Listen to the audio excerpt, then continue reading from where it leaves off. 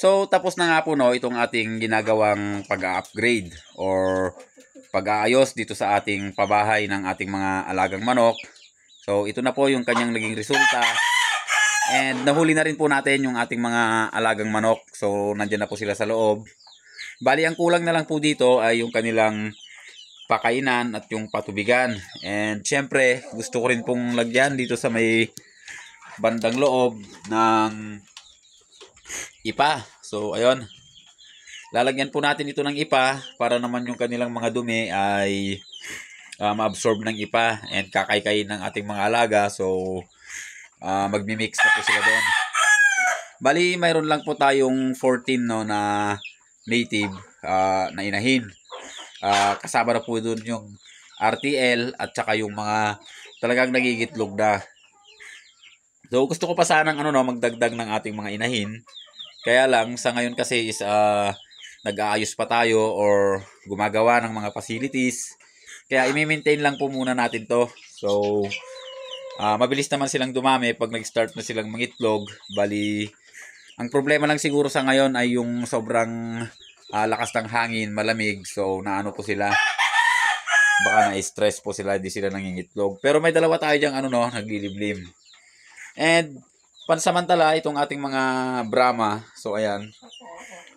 Hinalo ko muna sila dito dahil inaayos din natin yung kanilang area dahil nga laging natatapon yung tubig nila. So, ang resulta po nun, laging basa yung kanilang ipa na inaapakan. Baka maging pa yon, sanhi ng kanilang pagkakasakit. So, kung titingnan nyo, 15 heads plus 5 is 20. Yung 20 piraso po is napakaluwag pa nito sa ating ginawang breeding pen nila. So, pwede pa nating dagdagan.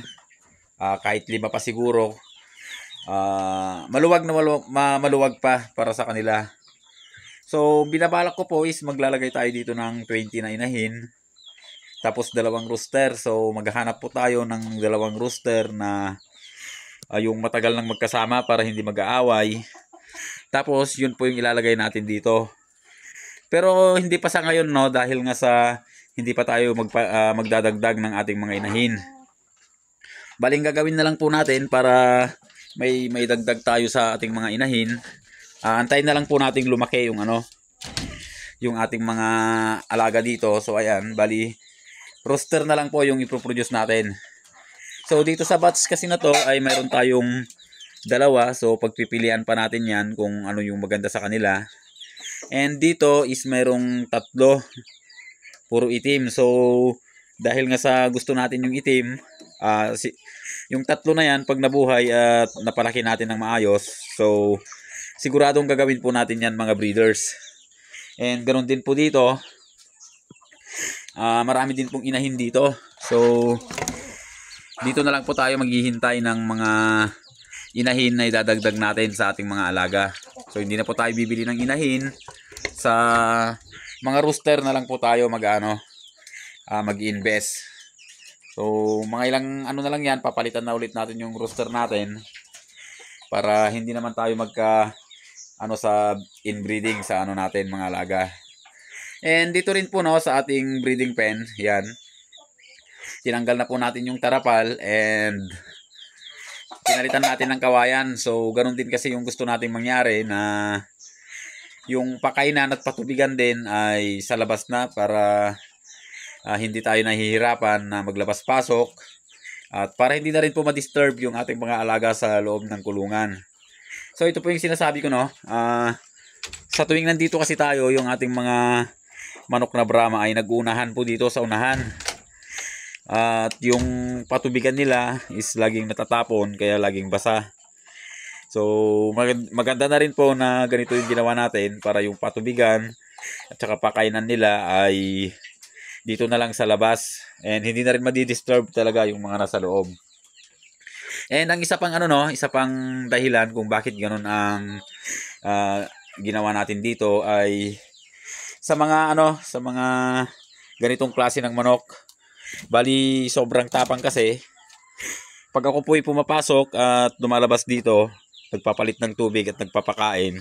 So, tayo po ay inaaway ng manok na to, so sobrang tapang. Kaya mas maganda na rin siguro na ganyan yung design niya. So ayun, bali napakaganda ng sikat ng araw ngayon. And siguro no, itatanong nyo or may mga magtatanong, itong mga alaga nating pato ay nakagala. So pagkatapos po siguro natin dito no, iligpit natin, malinis. Bali pupunta po tayo dun sa taas, dadalhin ko tong net. At yung tinatambayan po natin doon ay idadivert na lang natin or i-convert para sa ating mga breeders muna, sa ating mga Muscovy ducks. So may kataasan, kaya lang wala naman tayong choice na paglalagyan muna sa kanila. And ayoko naman silang magsama-sama dito dahil nga sa nagkukos sila ng amoy dito sa loob. So ayan, gaya niyan, tinambakan ko siya kahapon para lang maputik kasi at maamoy. And nag-umpisa na rin magkalangaw dito, kaya ayun yung natin. And nagbabawas na rin po ako ng ating mga Muscovy ducks. So nung nakaraan is nag-dispose na naman tayo ng 3 na yung inahin, talagang binawasan ko muna yung inahin. And yung natin lalaki is ipapalit natin. So maliit yung natin, inbreed na rin siguro yan. Dahil yung mga pato na yan, mga ka-agri, ay inano po sa atin dati yan, binigay lang. So ayun no, yun lang po yung natin, update muna natin ngayon dito sa farm. And sana bukas makapag-upload ulit tayo or makapag-video dahil nga sa minsan kasi pag tayo po ay abala, nakakalimutan kong mag-video. Ayoko na rin kasi na naabala. So pag may ginagawa kasi ako, gusto ko yung tuloy-tuloy, kaya hindi tayo nakakapag-video minsan. So ayun no, abangan nyo po yung susunod naming video. Baka sa susunod is mag-edit na po tayo, ayusin natin yung ating video.